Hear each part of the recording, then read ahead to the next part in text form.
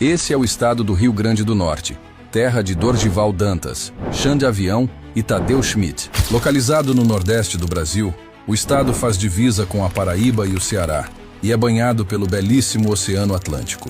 O Rio Grande do Norte é dividido em 167 municípios e abriga cerca de 3,5 milhões de habitantes. Com uma área de 52 mil quilômetros quadrados, é um dos menores estados do Brasil, mas se destaca por sua importância estratégica e belezas naturais. A capital é Natal, com cerca de 751 mil habitantes.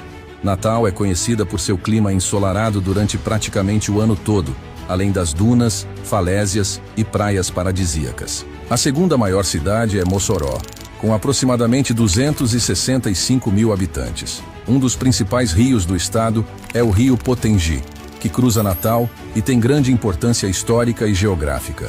Você já foi ao Rio Grande do Norte?